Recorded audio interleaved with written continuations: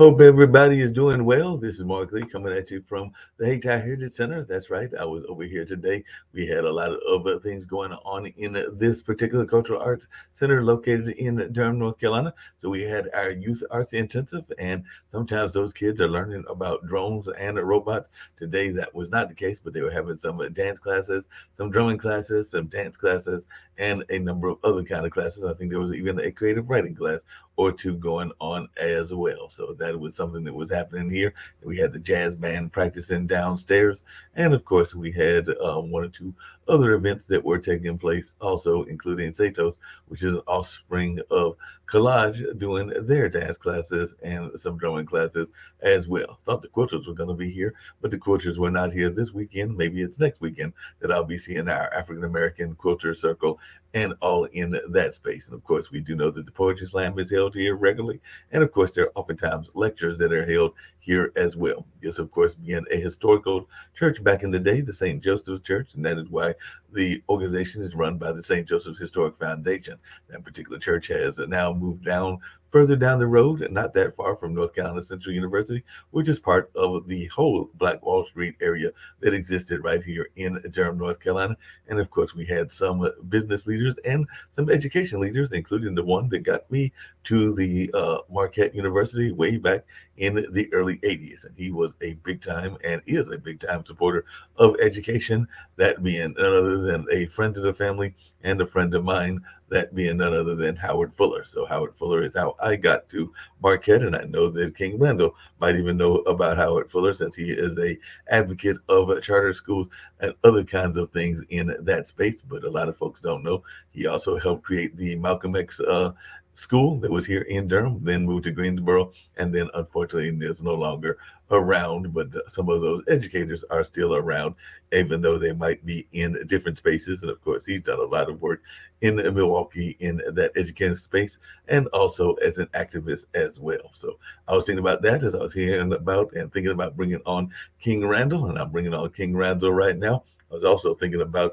something that I heard recently, that King Randall was honored by none other than the King family, because they were thinking about that King legacy and all along that space. So that was very much of a good news to hear that you were honored as one of the young leaders that are following in the tradition of what Dr. King was all about. So I'm sure that that had to be a tremendous honor for you. I saw that on your LinkedIn profile and some of your LinkedIn information, and I was even reflection, and this is actually where I'll get to hearing more about King Randall's thoughts and all in that space. But when I went to school, Howard Fuller got me to Marquette, but Harry Amana got me to a journalism camp in UNC, and we actually had to write about community and chaos. I think that was the title of the book that Dr. King wrote, and all along those lines. But one of the things we had to do was, even in the early 80s, we had to look at what was going on in the 80s and what Dr. King would think about it at that particular time.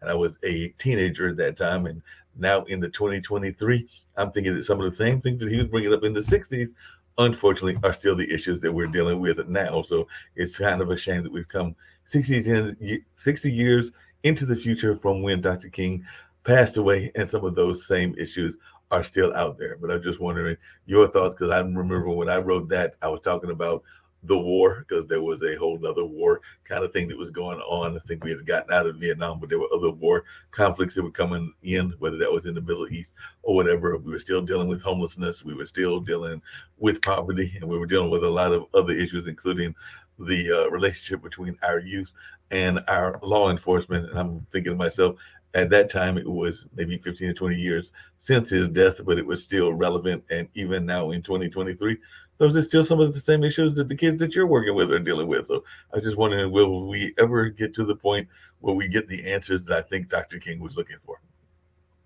Well, for me, I think maybe when we again bring our fathers back around, and when we're talking about the relationship between law enforcement and our children, and particularly black boys, I think it's a lot of lessons that need to be taught in regard to just law enforcement and the children in general. For example, how to interact with law enforcement.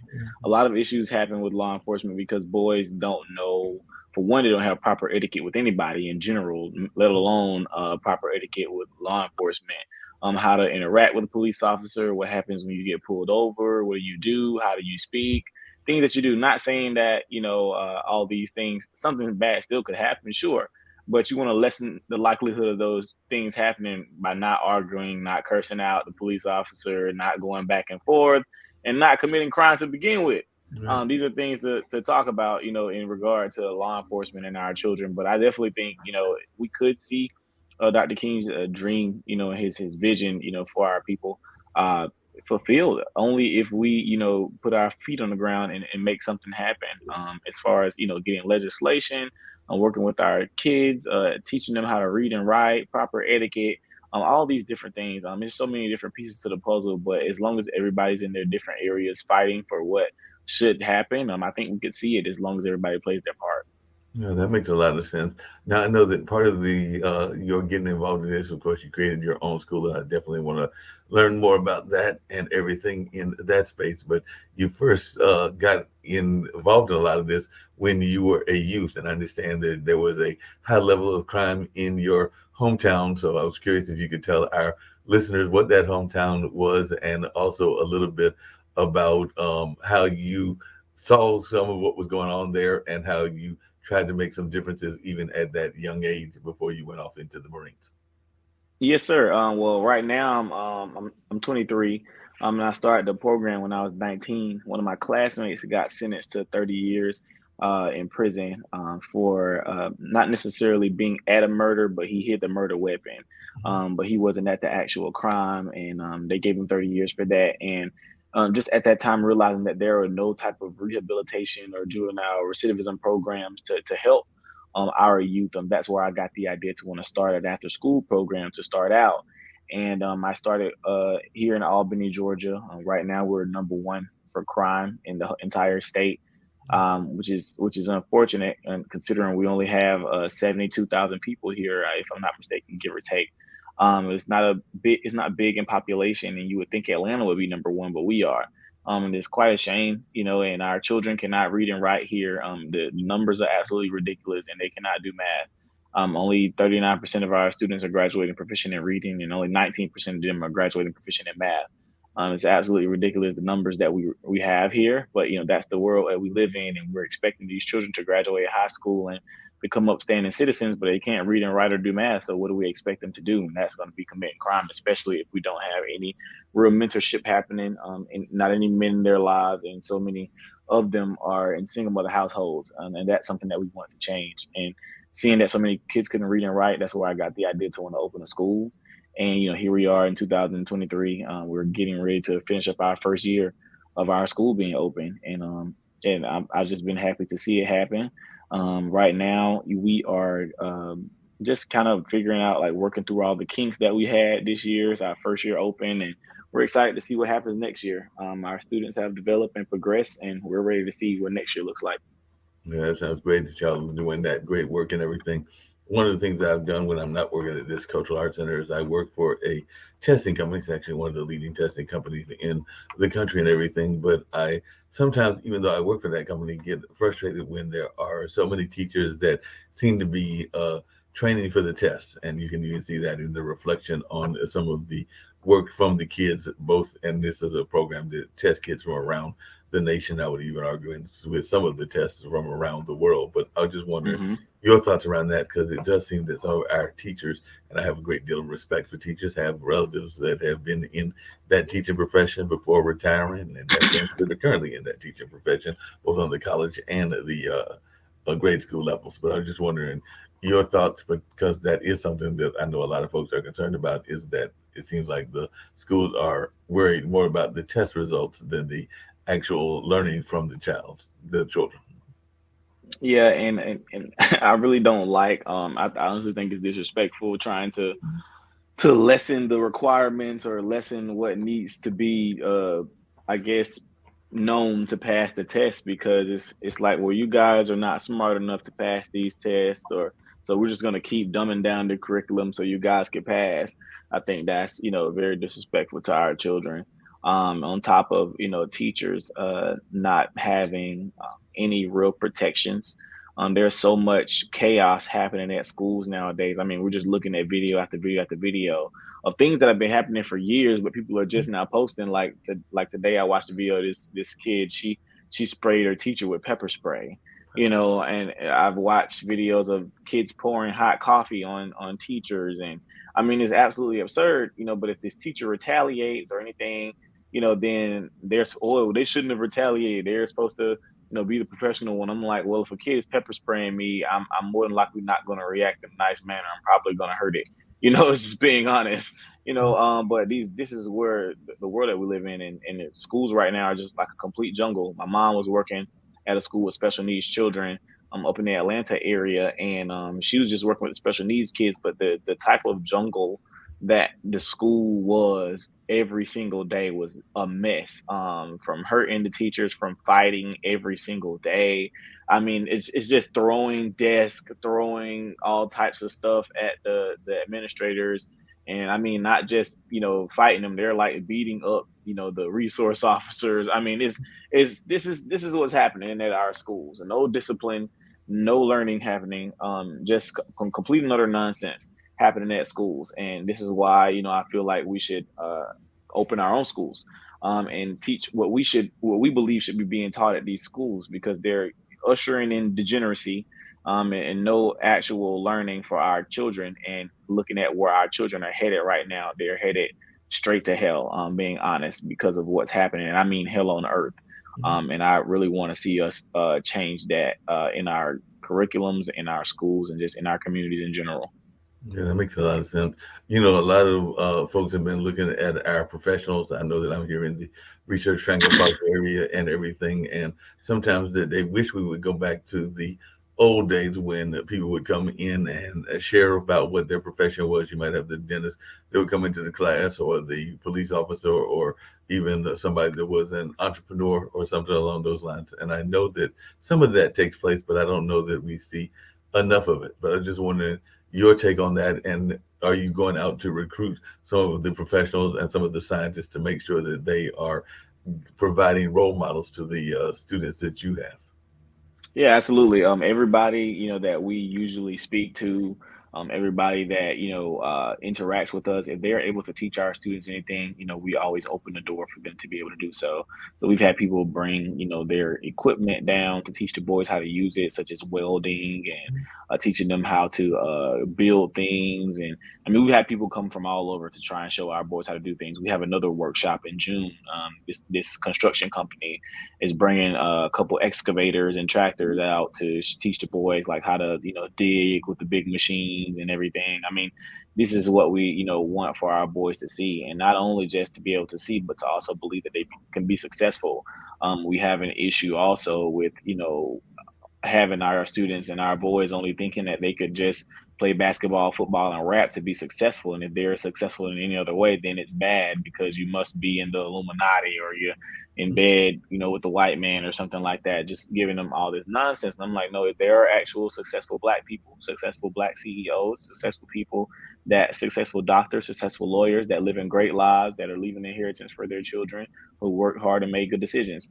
And this is what we want to teach our boys, not that they're not doom and gloom, and not that their life is destined for failure. We want to teach them that they can go and make something of their lives while they're here, and they can do it. And we want to show them other people who look like them, who are successful. And this is why I reach out to them, and those who may not be playing sports or playing basketball or rapping. There are many different ways to be successful, including myself. I try to be an example to them. I'm 23 years old, and just for them to see me be young and be successful at what I'm doing, it inspires them to want to do something with their lives, and that's what's most important to me. Did you know that you wanted to be an educator, or that you wanted to be involved with youth activism when you were a youngster yourself? So, were you one of those folks that were a leader at a very young age, maybe even running a Boy Scout troop, or being involved in a number of activities, maybe even some activities that folks might not want to always be involved in, but we know sometimes we got to do what we got to do to survive. So, did you always have those leadership qualities, or is this something that you felt you developed after you got into the Marines and later on in life? Well, I was in the church my whole life. I've always played the drums So I've always been active in youth ministry. And while I was in high school in 11th and 12th grade, I used to go give motivational speeches at elementary schools and middle schools while I was in high school still. Just trying to encourage students to be better and encourage them to make better choices. And I graduated college before I graduated high school. I graduated with an associate's degree in culinary. And I also led my culinary team to second place state championship in high school. We second place in business management, culinary in high school. So I've been pretty much leading the pack for a lot of different things. Growing up, and I think that's probably where it comes from. Just leading a lot of my friends and peers and kids in the neighborhood growing up. I didn't know exactly what I wanted to do. As far as like working with children, I never knew that I was going to be doing exactly this, but I knew I had to make an impact somewhere, and I just figured that out along the way. That makes sense. What is something that you learned from being a chef and in that cooking space that you have brought into your leadership life as well? Because I know a lot of times folks will think of things as being, right brain and left brain, but it definitely seems to me that you have had something that had to be on that creative side. Because to me, not being the best cook in the world, being a chef can be a very creative field. I know that actually both of my parents and my younger brother are master cooks, even though I'm doing good if I can get out there to go to one of the fast food restaurants because I probably spend way too Hmm. much time in the whole DoorDash and fast food space and all along those lines. But what are some of the lessons that you learned from the culinary life that have helped you in the rest of your leadership? I would always say mainly patience, because you're having to work with so many people, and even in the college space and culinary, like the classes aren't short classes like the other normal classes you take in college. Like these classes are like 6 and 7 hours long, so you're in class all day, and cooking some of the same things over and over again, and at catering events till 1, 2 o'clock in the morning, and dealing with people and all that stuff. I was able to figure that out early. Just having a lot of patience. So a lot of people, that's why I never really get upset or angry and things like that. Not often, anyways. It's just because I learned patience from a lot of things, growing up, especially in the kitchen, and then going to the Marine Corps. The patience just skyrocketed to 1,000. So it takes a lot to make me upset. It takes a lot to get under my skin.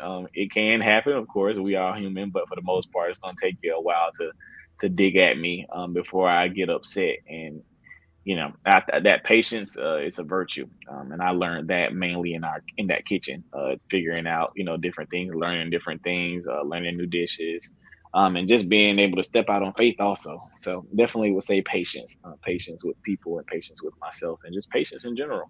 Yeah, that makes a lot of sense. What do you think is the number one dish of yours? Because I know that everybody has their specialties. There are things that they like to put in their dishes. I know that we have a fellow podcaster here on Pod TV that came from Louisiana, so she likes to add a little bit of that Cajun cooking to some of the things that she puts on her dishes and everything. But I was just wondering, what is a King Randall dish that folks are always asking you, whether it's your students or whether it is when you were at home, that they've got to have that particular King Randall dish?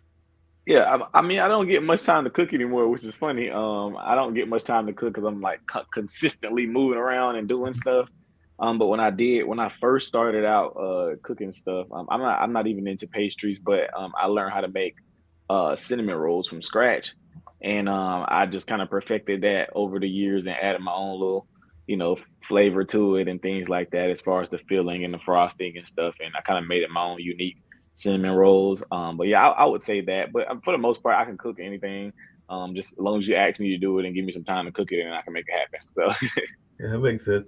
I had a pleasure of talking to a MMF promoter not that long ago. I think it was this past Monday. But I Hmm. think both she and her husband, I know the husband was, I think she served as well in the Marines. And I was telling her that when I first heard about the Marines when I was in college, that was the service of the branch that was going to be the most gung ho and everything. It was kind of like the stereotype was that, the Air Force people would do whatever they do in the air, the Navy folks would do whatever they Hmm. do in the water, and the other branch, what would that be? That would be Army would be doing hand-to-hand combats and some of the other things. But if you wanted to just have somebody who's going to be gung ho and just kind of go guns ablazing, that was going to be the Marines, and that was the stereotype. Yeah. When I was in school, the joke was that if you had an open field and there was um, fire a line of protection for the Marines, and the enemy was on the other side, the Marines were just going to run guns ablazing, and whoever got through, and hopefully you got to the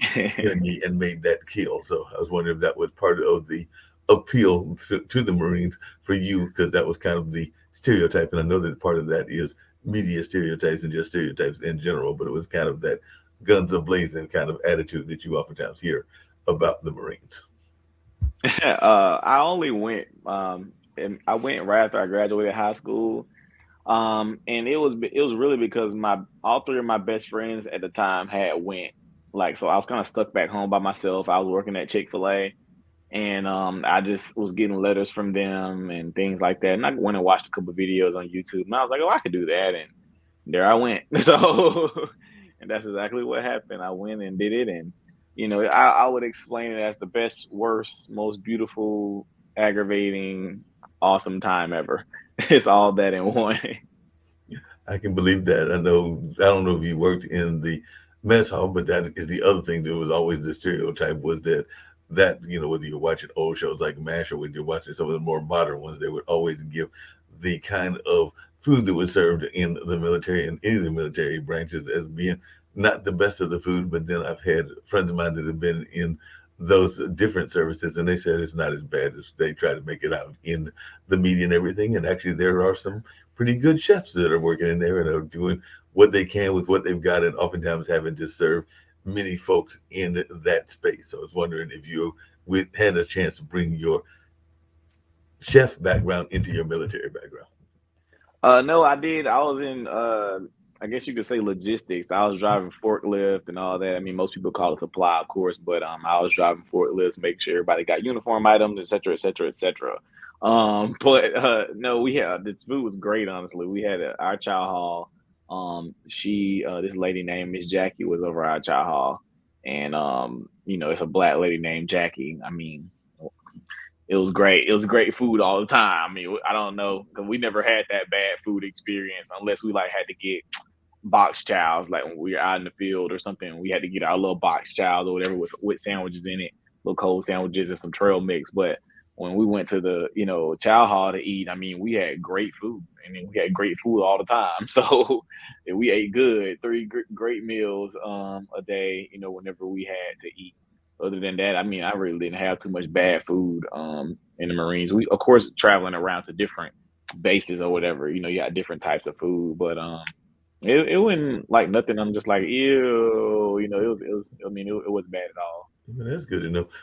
Coming back to school and everything, but coming back to something that you mentioned earlier, because you mentioned growing up in the church, and I was reading recently.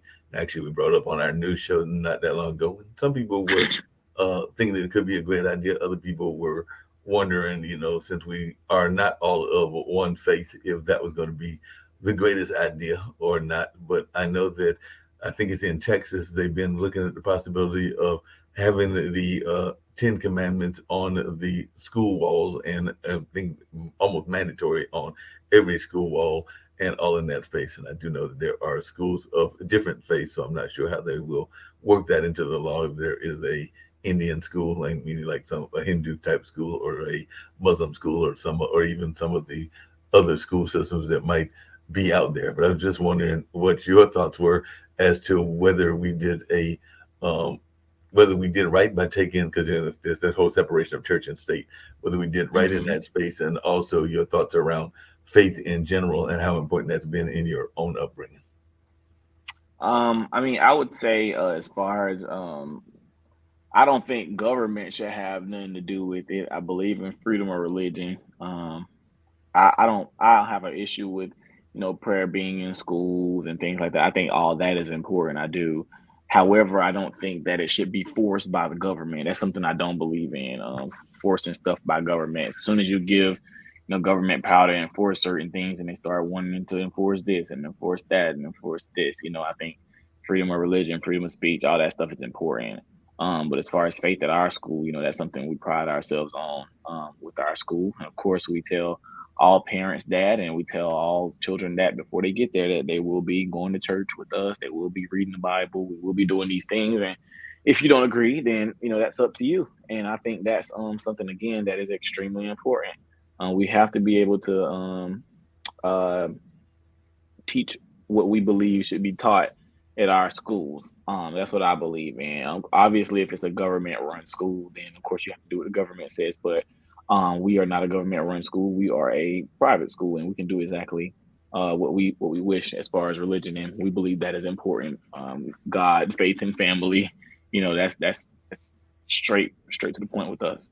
Yeah, that makes a lot of sense. I can definitely see that and everything. I was having a conversation. It might have been on one of the podcasts, and it might have just been in some general conversations as well. One of the things we were talking about was this notion of how certain cultures have done a better job of even teaching finances, because they have talked about how certain Hmm. times that whole notion of generational wealth and even what your FICO score is and a number of other things are ingrained in certain cultures, and it may not be as ingrained in ours, and maybe that's something we need to work on and all in that space. So I just wanted, matter of fact, I know what exactly it was. It was an economic forum that was held here at this building on 2 days ago, and one of the community community activists brought that up. But what is your thoughts around that? Do we need to be doing a better job of um, teaching our kids about some of these things that other cultures may be teaching at a much younger age, almost from the time that they are born? And is that something that your school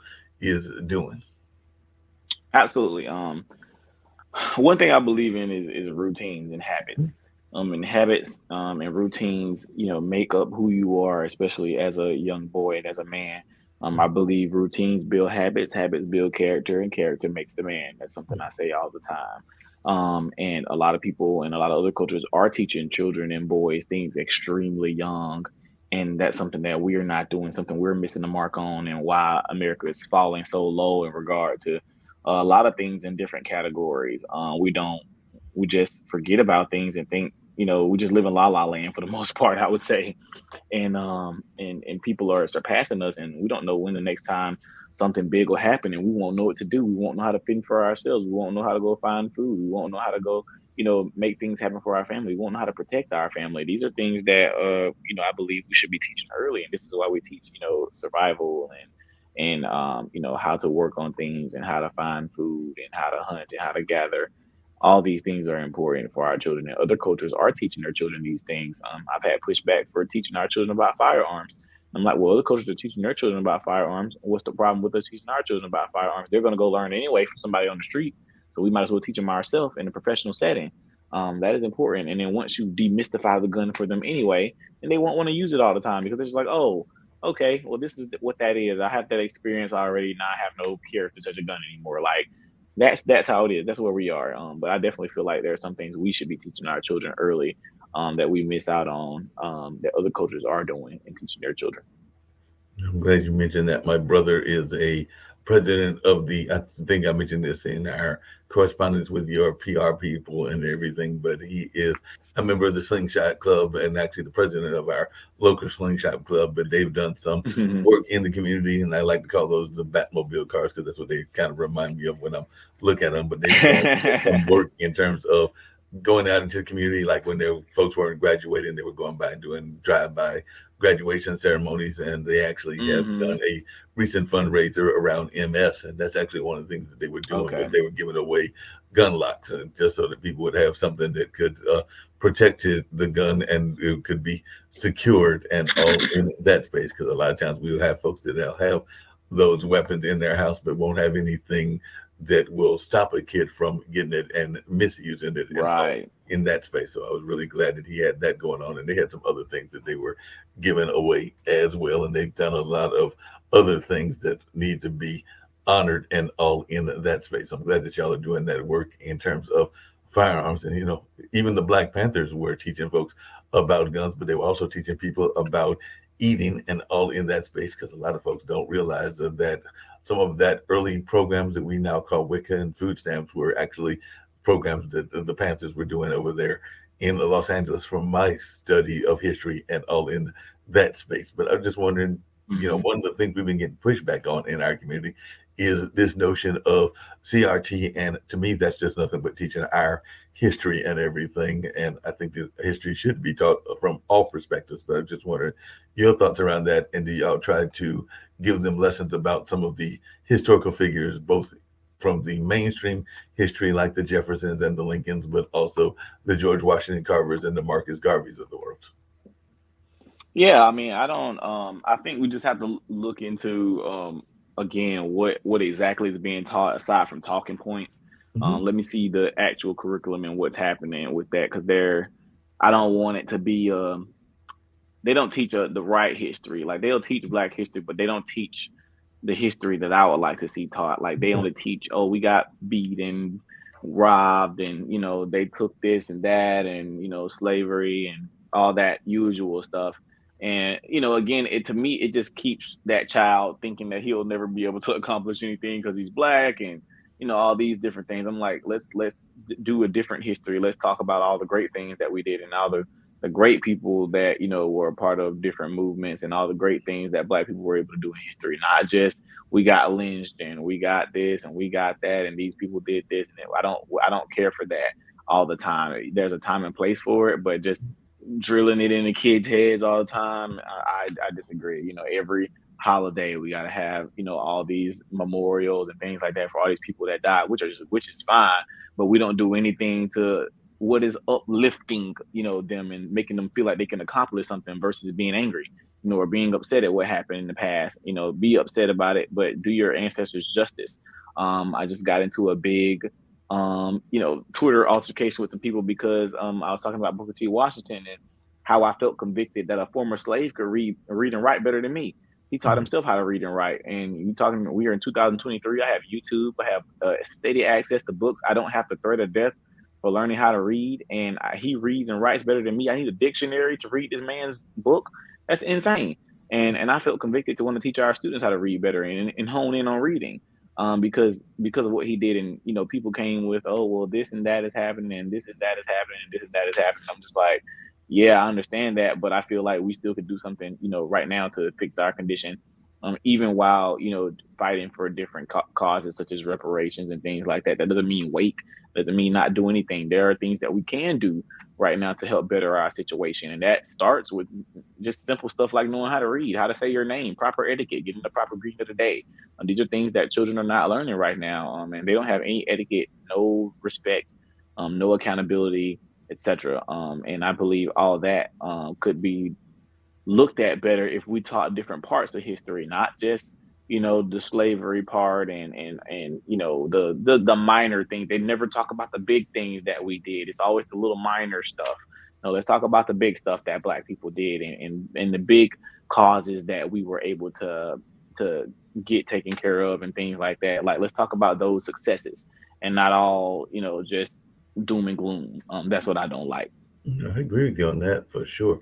One of the other things I know is oftentimes talked about, and I'd love to hear your thoughts around this, is that, you know, single mothers have been out there for a long time. This whole notion of single mothers, even single mothers in our community, is nothing new and all in that space. But you will have some people that will say that part of the reason that our kids are not doing as well is because they are from single family homes. And I'm not saying that that isn't the case because there are a number of single family homes out there. My brother that I just mentioned is engaged, and hopefully this one will be the one that works. But he's definitely my two nephews, and the woman that he had those children by, they got divorced some time back and everything. He's actually been twice divorced. But that being said, I do know that that whole notion of the village is a very real notion, and not just in other communities like the Latin American and the Asian community, but even in our communities, at least historically. So there, I do sometimes wonder if that notion of the village has been kind of eroded. And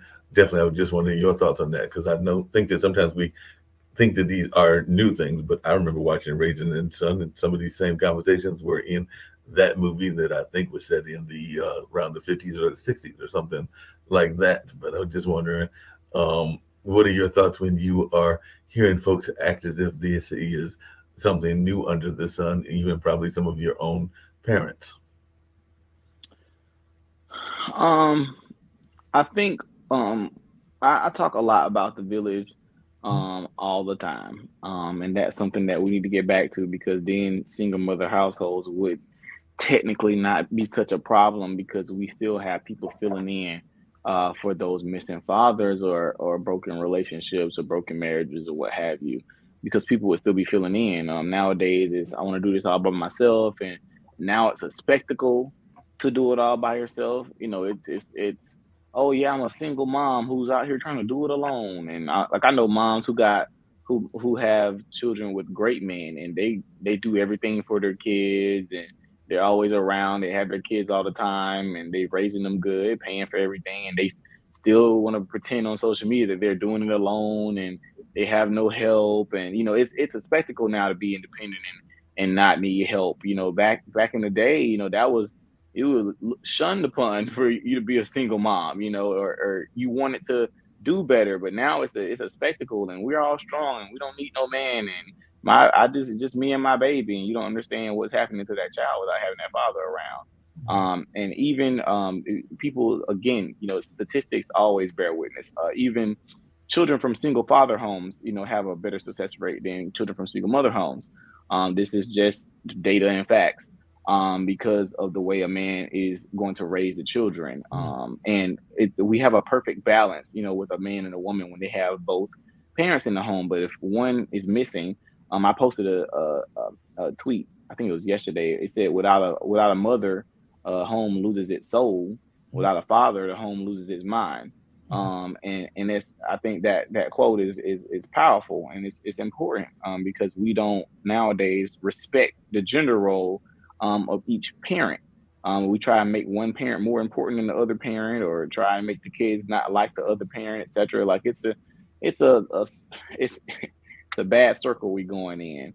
But we don't realize how it's hurting the children. We're just worried about how we feel at the time, and not what's best for the children. We operate a lot off our feelings now, and it's not in what's best interest of the children. And not to mention, people just out here having babies recklessly. Just being honest, people just out having sex, and not really taking into account the consequences or anything, and just out here popping babies out. And or even moms who are dating a guy, and he got four baby mamas already, and then you thought you was gonna change them. Like, these are come on now, like, he got four kids and four baby mamas, and you didn't expect to be the fifth one. Like, let's think here, let's think these things through. These are things that we don't want to talk about often at all, because it calls for accountability. So it's easy to blame everybody else in the system and things like that, versus we could have just made a better decision. Or even the men, you see this woman got three kids already and three baby daddies. Why would you think, it's smart for you to go put a baby in her? These are things to talk about, but we don't want to talk about them. It's easier to blame everybody else. It's easier to blame the system. Sometimes we just make better decisions on our own. Yeah, we definitely got to make better decisions on our own, and sometimes people don't want to think about the consequences because there are a lot of ready-made families, and at this day and time, there are even ready-made grand families and great-grand families, depending on the age that you are in and the space of the dating that you are in, and everything. Those are things that you have to reflect on, even if you are in that sphere and everything. Because unfortunately or fortunately, I know I'm still in that space of being single, but I Hmm. know that when I've talked to some of these folks, they've already got whole families and whole grand families, and I have to decide on my own terms if that's something I want to get involved in or not get involved in, because you have to Hmm. know from the jump street if that's something you want to get involved in and how far you want to get into that whole situation. But there's some folks that just dive in head first without thinking about what that will do to the family dynamics, and if the family dynamics are going to be impacted no matter what age you are, because you got to at some point deal with those family members if you're going to be a part of that person's family for an extended Right. period of time. Yep. I agree. You got to But I make don't those know there. decisions, for yourself, and think about if that's something you want to do. And people don't think about it, and it just, like I said, operating on how they feel, and you just make bad decisions, and then you got to deal with the consequences for the rest of your life. Yep, that's a lot of that.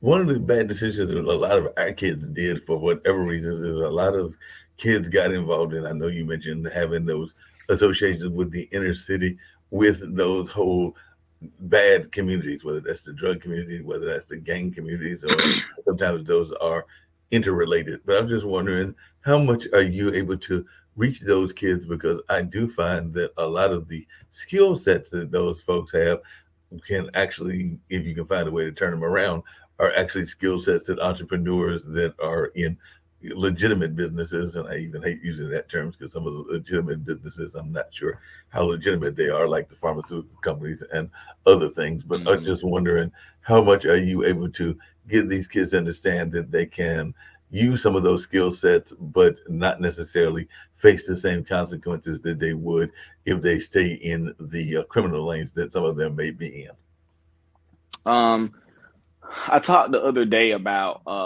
hard work. in? Hmm. And people, and I was trying to get people to see that there may be somebody that is working harder than you, but they're working hard on the wrong thing. Right. And it's important for us to have education, because somebody educating you on what to work on is important.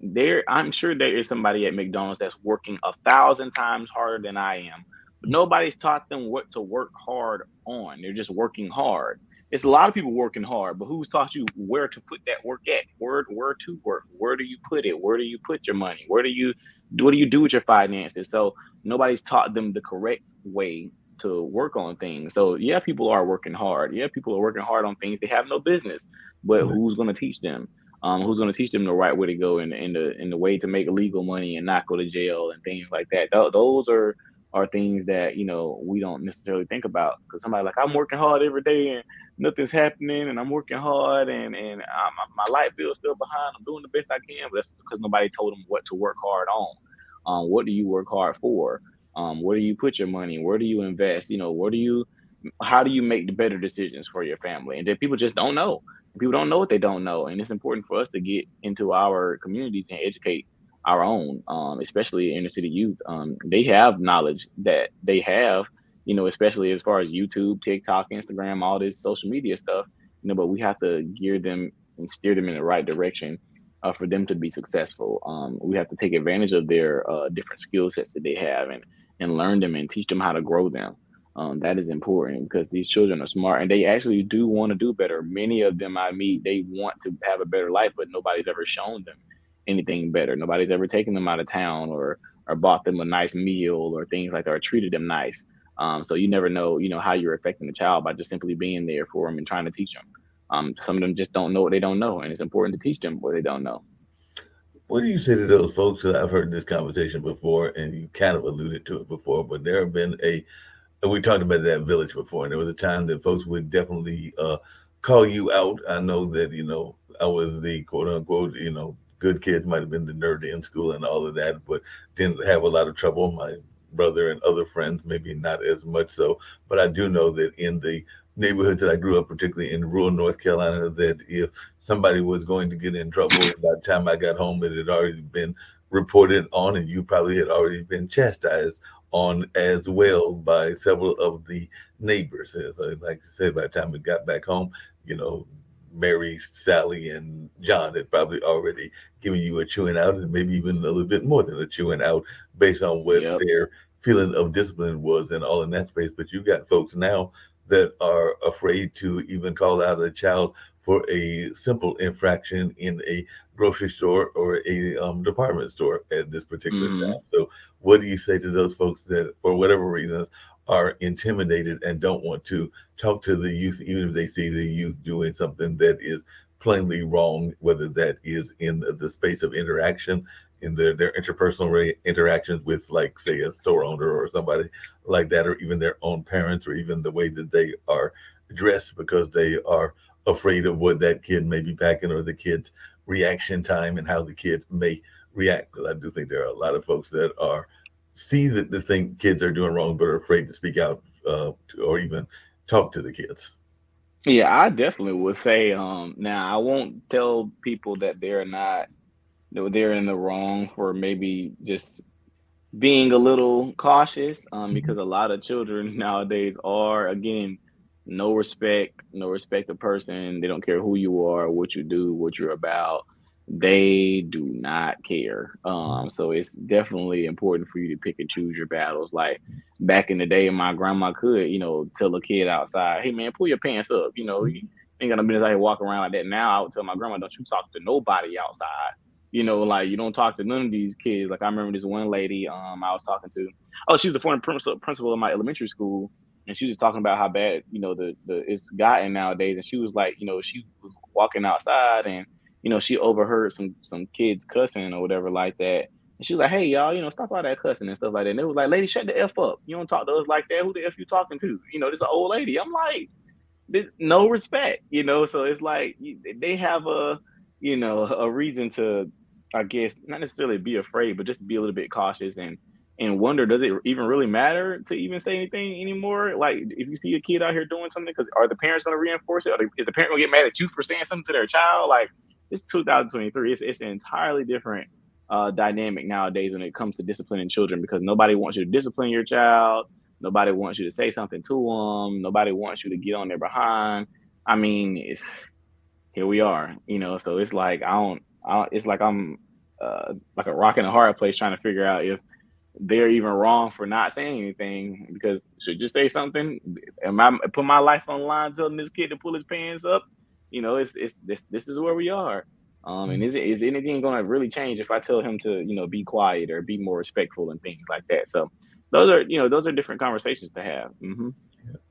How important do you think it is for both the kids and the parents to be involved in the greater community? Because I know a lot of times we, back in the day, would see a lot of kids that would be involved in things like the Boy Scouts, or we have the Boys and Girls Club here in Durham, where they'd be involved in a number of things. But, one of the things that we hear the complaints about with kids is that even though there's all this technology, that they oftentimes feel that there's not enough for them to do, that is that interpersonal getting together. Matter of fact, I think that that was part of the reason of what happened there in Chicago at that park and everything, from my understanding and from what I've read on Twitter and everything. Some of Hmm. those kids were actually wanting to get to the park and have this party because there weren't necessarily those kind of activities that were available to them on a regular. And I know even here we have a skate park, and I remember it used to be that you'd see tons of kids there, and I don't even know if it's being as actively used as it used to be. And part of that is because of the pandemic, and a lot of us not Hmm. as much as we used to do. But I was just wondering, do you think there is enough activities for kids around the country, or is that something that we need to do a better job of? Is providing things for the kids to actually do with their free time? Just depending on what part of the country you're in. Like where I am, um, there's really not much to do for kids. I mean, we have a few basketball courts and a little recreation, but we don't have like no skating rings. We got one movie theater that's way out of the way. They just closed the skating rink down. We don't have any like real entertainment here for our children to get into and things that'll keep them busy. So of course they're gonna get into things, but of course, bigger cities, Atlanta, New York, Baltimore, all these places, they got stuff to do. It just depends on what part of the country you're in. And but just again, just giving them stuff to do though, it's all in mindset changing. I mean, I could give you a 10,000 basketball courts, and is your mind changed? Is your mind different? You could still have all these things to do, and your mind still not be in the best place because of your environment still. So, those are again different conversations to have. But some places could use more entertainment for children, and some that do have entertainment should still focus on mindset changing for many students.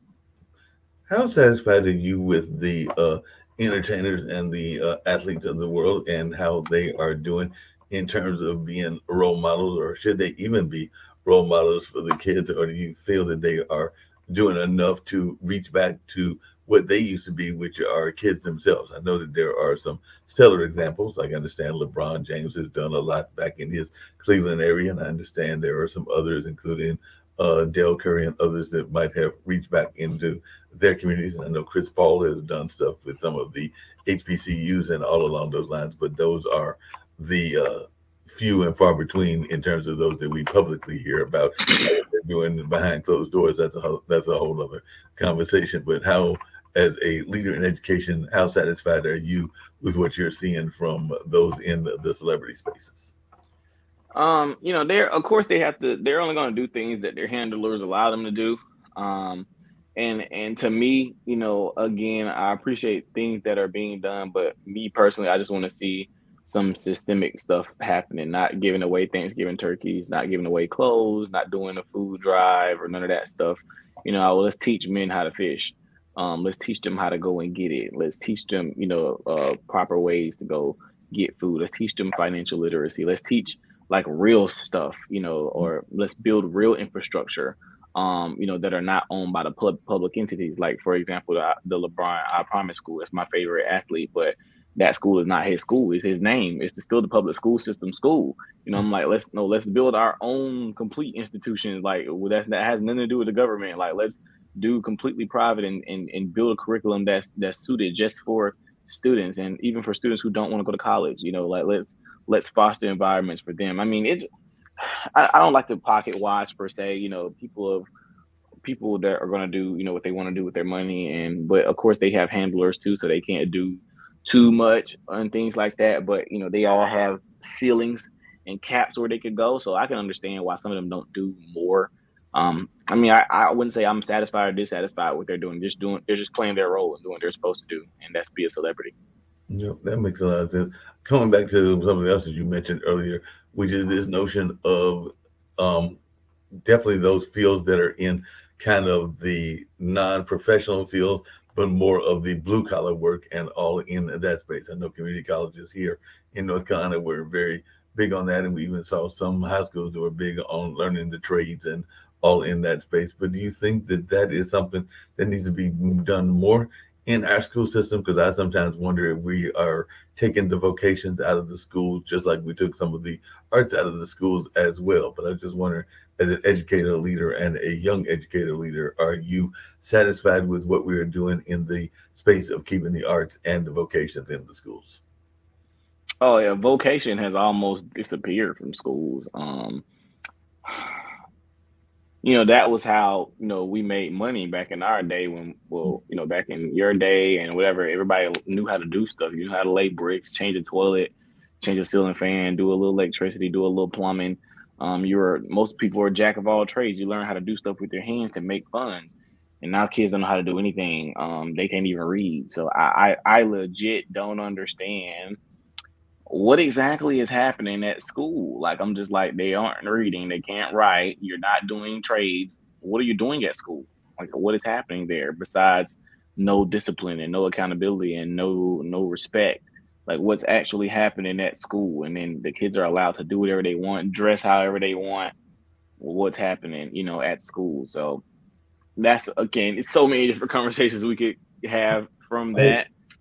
So and along those lines, I know that there was a gentleman here who's actually one of our historians till he passed away not that long ago, but he used to talk about the Black Wall Street era, and he would talk about how the folks at that time were dressed to the nines. It didn't matter where you were going. If you were going just to the grocery store, you would be dressed fairly sharply, and even going to school, you might have what some people might designate it as almost a school uniform and everything. So I was just wondering how much of that kind of style would you like to see come back to the school? And is that something that y'all do at your school? Because I do know that there are some even charter schools where they have the people basically dressed in uniform because it gives them a sense of connection with their fellow students.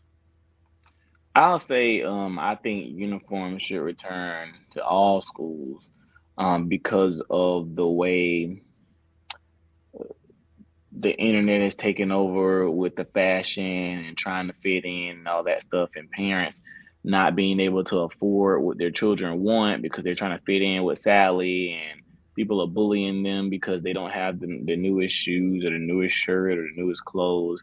I think everybody should be wearing the same thing at school. That just eliminates one more thing that people could pick on you about. So not as they might pick on you because your shirt might be wrinkled or something like that, or you might smell a little funny or whatever. But they aren't just going hard like the kids do nowadays. Kids are evil nowadays, man. Kids will say anything to hurt you, and trying to destroy you. That's what they try and do nowadays. And clothes are a big part of that, and trying to fit in and posting on Instagram, social media, trying to get likes. I mean, it's a whole lot of conversation we could have from that.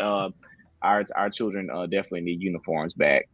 That's what I believe in. It doesn't matter what the uniform is to me, as long as there's some type of uniformity at school. So that way, it just lessens the likelihood of children being picked on. And then, of course, there's a time and place for everything. Like, what time to dress urban, a time to dress, with a shirt and tie, a time to dress, casual. It's just knowing the time and place, and especially the culture that we live in here in America. Just time and place. What do you say to those folks that are hearing about the state of the mental health of our kids? Because that's the other thing that I'm hearing a lot of people talking about is they are feeling that this is one of the most difficult times to be a child. And I even think about that. If I just think about the things that my nephews went through in their life, and like I said, they're about to be 14 and 15 as of this coming August and everything. So they definitely saw this whole Ukrainian war. They saw a pandemic. They saw a couple of earthquakes and some other things that were definitely devastating. They were born before 2001, so they missed the attack of the Twin Towers. But somebody in your age range would have caught that. So definitely, anybody from the millennials on down to like the young babies, I'm just amazed that more of them haven't cracked in that sense. But I was just wondering your thoughts about the state of the mental health of our young people. A lot of it is a lot of it is social media again. Our children, it's so much happening on social media to the point now where it's popular to have some type of mental health crisis, and popular to have some type of mental disorder, and it's popular to be depressed, and popular to have this disease and that disease, and everybody's got a story to tell, and nobody's even went through nothing. These kids got bed to sleep in, parents at home, mama loved them, they had a good church, they having a decent, great life, got decent grades in school. Ain't nobody picking on you, but you found a reason to be depressed because you saw a post on social media that told you was depressed because you ain't get enough likes on your picture, and or you don't have this set of clothes or that set of clothes. Like, to talk to kids nowadays, I'm like, bro, like, it's kids like in different countries who have no ceiling, no floor, no water, and they're happier than you and me put together. Like, they're living amazing lives. They outside playing with sticks and bottle cans, and they are living a great life. And you're telling me you got somewhere to sleep, food on your table, you got clothes on your back, a nice haircut, your parents buy you whatever you want, and all that. You telling me you depressed? Please stop it. Please stop it. Again, all that social media stuff. And kid, I didn't even know what depression even was until I was like an adult almost. Like, I never knew about that stuff. I didn't even know what suicide was. I didn't find out about suicide until I was like in the fourth grade, and I only found out about that because my one of my uncle of mine committed suicide. Well, my aunt's husband committed suicide. That's the first time I ever. I'm like, what is that? Like, my first time hearing the word, I'm thinking like it's some type of mass killing or something because I heard of homicide and genocide and all that. So I'm like, well, suicide must be some type of gigantic murder or something like that. And they're like, oh no, that's killing yourself. Killing yourself. Me? Like, why would I want to kill me? I never even knew that was a thing. But you got kids who like 4 years old know about killing themselves. Like, you got 7-year-olds hanging themselves. How you even know how to hang yourself as a 7-year-old? Like, because you're looking at something online. Like, it's nuts. Like, I didn't even know the mechanics of hanging myself at 7 years old. Like, it's ridiculous. It's because they're seeing this stuff online. All this mental health stuff. Nowadays. I don't doubt that some of it is real, of course. But man, half of that stuff ain't nothing wrong with these kids, man. It's just TV, social media, all of it's popular now. You get more likes when you're depressed, and you get more likes to say something's happening to you and to tell your life story, and this person hurt you. And when you were young, your mom told you to wash dishes 2 or 3 times, and that traumatized you. And now you don't want to tell your kids to wash dishes. And now you got resentment towards your mom because she woke you up at 2 o'clock in the morning to go wash some dishes that you forgot about. Like, this is the stuff that I'm talking about. Like, these insane stories that people make up and their lives are fine. So I don't subscribe to that. These kids, most of them are fine. Yes, a lot of them go through actual stuff, but I think that we miss the kids who are actually going through things because it's so many kids walking around talking about they depressed and ain't nothing wrong with them. But meanwhile, it's kids out here that are actually being molested and actually being starved and actually being abused and actually have terrible lives and actually have trauma and things like that. And we're missing them because everybody else want to walk around pretending they got depression and trauma. Ain't nothing even wrong with them for real. So it's, again, another conversation that we can No, have. along those same lines, I wonder sometimes. My dad is an artist, does photography and does some other kind of arts as well. And he was a retired professor from UNC, and mom worked in the philanthropy field, and both of them did media for a minute and everything. But at a very young age, they encouraged imagination. And I sometimes wonder if some of the imagination that is being encouraged is not that natural imagination, because sometimes we let the computers do the imagining for us and Hmm. all in that space. I wonder how many kids now actually look up at a cloud and try to picture what that cloud could be and all I used in to do that that all the space, time as because a I kid. used to do that as a kid, just like I used to go Me and play the too. license plate game where you try to figure out how many licenses you could figure out from the different cars that were going by and all in that Yep. space. But I don't know that kids are necessarily doing enough of that these days. But I was just wondering, do you think that that's something we can also encourage, is encouraging the child in all of us? Because I also don't think that adults are being that great in the imagination space either, in terms of like keeping that childlike wonder. But I also wonder if our kids themselves are doing enough in that space. But you're the one that's in education and an education leader. What are your thoughts? Are do should we be encouraging our kids' imagination more than we are? Oh, absolutely. And we should foster different spaces for children to be able to use their imaginations more often. Because again, that's what we're missing too. Is their everything's so microwave now that they don't even have to use creativity. Now, I will say a lot of them get really creative in regard to social media videos and things like that. Like they get really good with those things, man. I've seen kids, put together some beautiful videos. Like my social media intern, he's like 15, and he does a lot of my videos on that I post online and things like that. They can get creative. You just have to do it in their way now.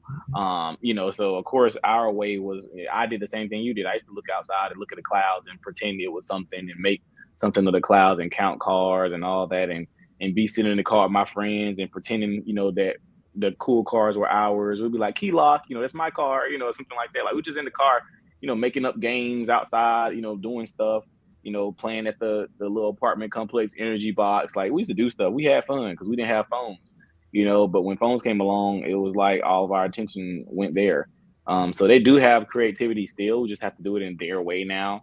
And we can foster it still, but it's all in trying to go to where they are per se, like going to think about what they see creativity as, and trying to open up their creative mind with things that they do now, and not just what we thought creativity was. We have to grow with the times. So.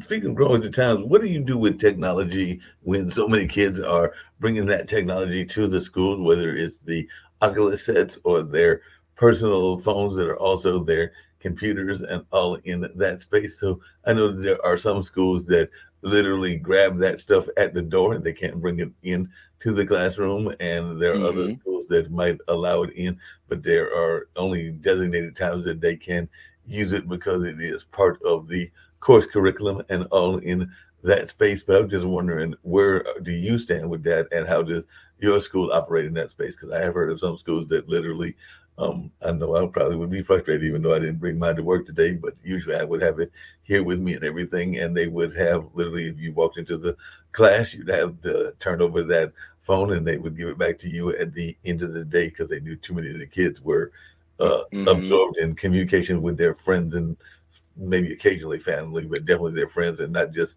friends in that particular school, but maybe even friends in other schools. Even though I sometimes wonder about that, because I've also seen family members that all four of the family members are on their devices, and I thought they were having family dinner together, but it looked like they were having family dinner plus eight, so they were all talking to different other people on their devices. But I was just wondering, how did your school handle that?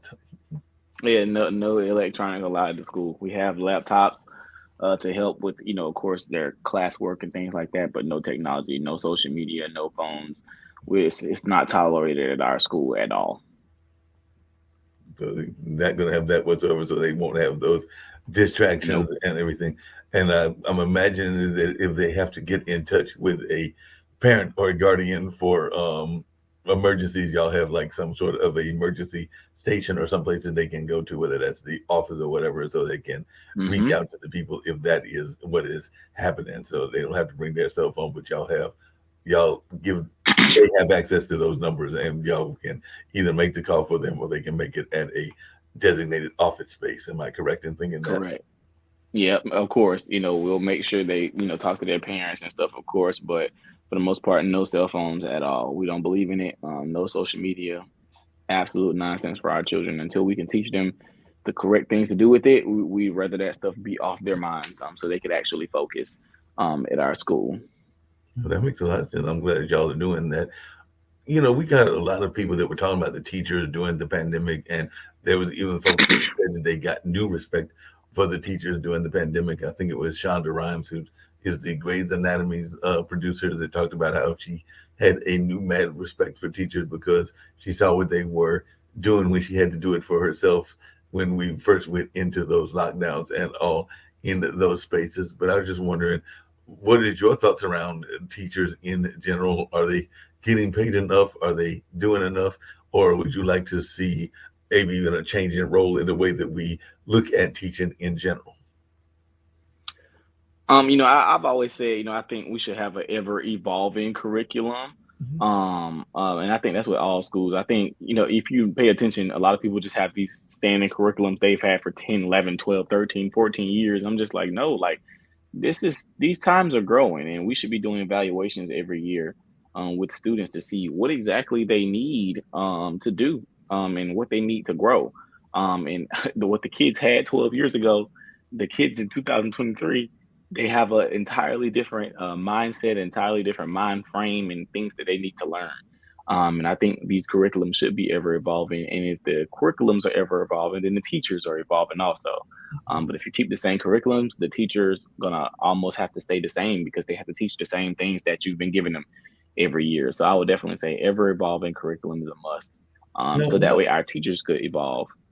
not exact, but I'm glad you brought that up because I just mentioned earlier that I have done work in the educational assessment field, and I can tell you, and I don't know if you're aware of this, but you probably are because you probably had to work with those Georgia assessment companies as well as some of the other assessment companies out there. But a lot of those haven't changed either. There are some of those courses that I think are about 20 or 30 years old, and they're still Wow. using the same rubric. So maybe not that old, but they're definitely using some that are dated and have been used for multiple years Hmm. and all in that space. So I'm like you. I'm like the times have changed, the spaces have changed. So it seems to me that Right. the just like the coursework needs to change, the tests need to change according to the times as well, and don't use the same Absolutely. examples all the time.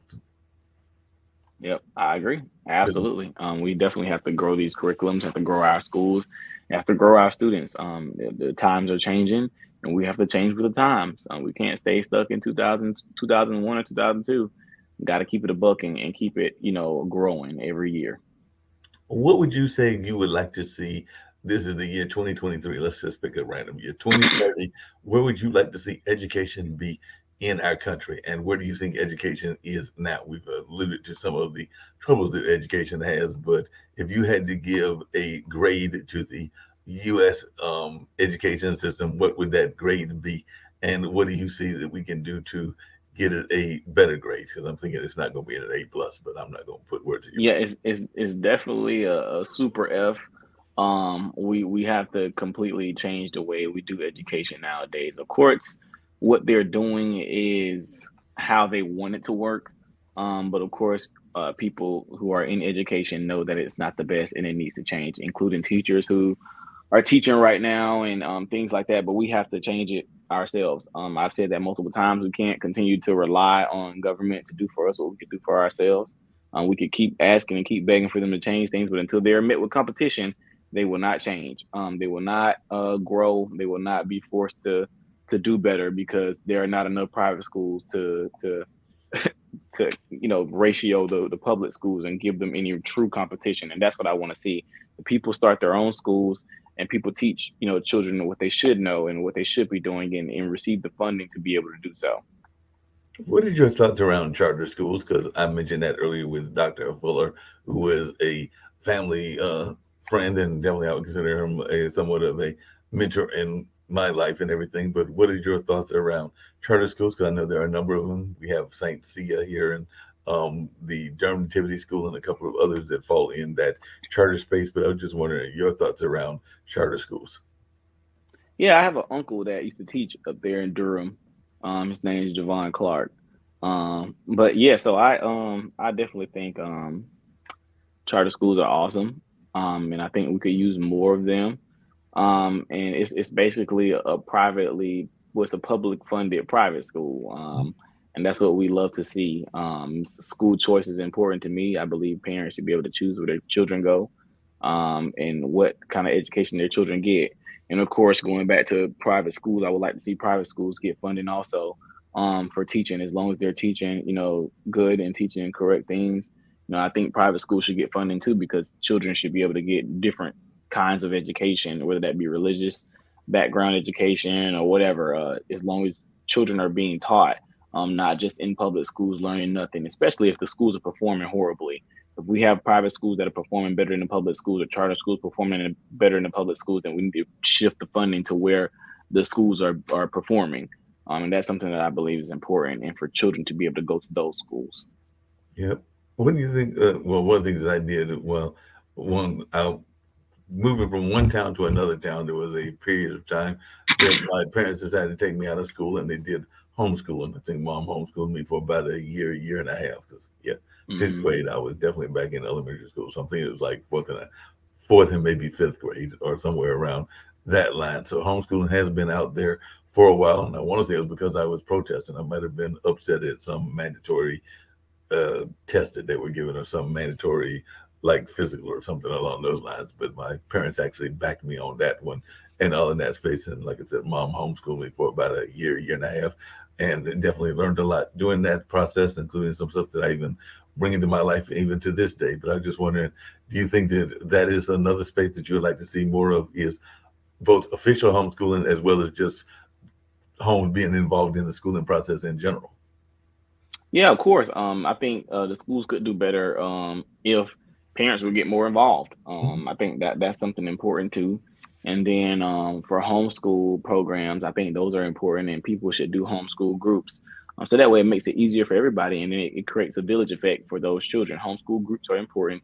Find people around you that are like-minded, who would like to teach your children at home, and all of you can work together on making sure it's something easy and affordable for you all if everybody works together. Of course, it's hard with only one parent, but if you have eight parents who all want to homeschool, you all could work together and make it happen, and it could be a successful homeschooling program.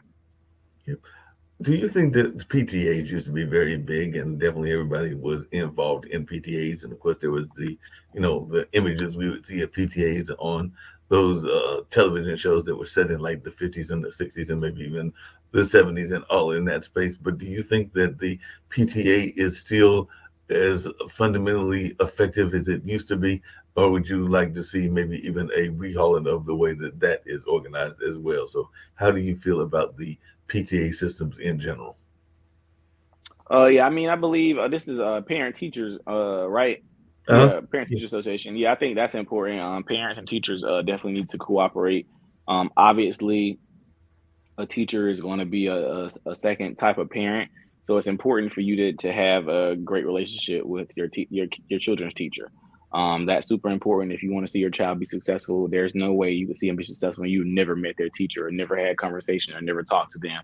That's absolutely insane to me. If you want your child to be successful, it's important for you to be involved at the school and help the teachers with your children, because they are your children. It's not just a babysitter. This is somebody who's affecting your child in a huge way. This child is kind of with that teacher more than they are with you during the school year. So you want to make sure that child is getting the proper nourishment, mentally and education wise. So please make a relationship with your child's teacher. Those are important. PTA, that's super important, and I think it should be kind of revamped. Speaking of revamping, you just gave me a brilliant idea. I'm gonna throw it out here, and then I want to hear your thoughts around this brilliant idea that just came into my mind. But sometime back, I was recruited, and like I said, I have friends in the education space, so they had recruited and asked me. It just turned out that it wasn't for me at that time, and didn't feel like getting involved in the political games that politics involves as well. But there were some people that were trying to push me at one point to run for our local school board. Not saying that I might not do that in the future or at some point in my Hmm. life, but at that particular time, it was not worth it. And I also didn't feel like going into some of the political landscape and dirt and but throwing that politics can get involved in and all in that space. But this is the brilliant idea that just crossed my mind is every time that I see school boards, I don't care if it's a Georgia school board or a North Carolina school board or a school board that you watch it on YouTube, because a lot of these things are advertised and everything. They are usually in the city or county governments, or like one of those city or county uh, buildings of one sort or another. I personally think that maybe the school boards should actually meet in the schools, so because it seems to me that there are a lot of times that the school boards are making decisions about the school and they are either retired from the school or they don't have that much dealings with the school in the first place. So how can you administer something that you don't necessarily have a connection to? That's just my Right. question, because I know that there are a lot of folks that get elected to these positions because it looks good on their resumes and everything. And I'm not saying that there aren't school board members that don't have kids, and I'm not saying that there aren't school board members that aren't teachers, but I do know that there are some school board members that you're sitting there going like, one, how do you even know what's going on in the school right now? And two, do you have a connection to the school? So what do you think? Do we have school boards around the nation that are actually maybe more attached to the school?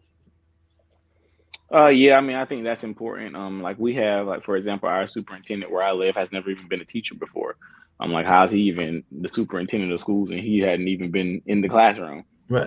So these are things to talk about. But yeah, there are school boards, that could be done better. But this is all in people, choosing who they want and making sure they're in tune with things that are going on in their local politics. People don't pay attention to local politics, and it's very important. If you want your children to be successful, pay attention to who's on your school board and what they're doing. Yeah, no doubt. Well, I know we got to wrap up and everything. I've thoroughly enjoyed this conversation. I hope you've enjoyed it as well. I'm going to get you to come Absolutely. back on with our news show, because we also do a news show. I think I sent you a list about that for this Monday or Sure. Tuesday. That might be my other show, but I definitely have to get you on one of our 10 a.m.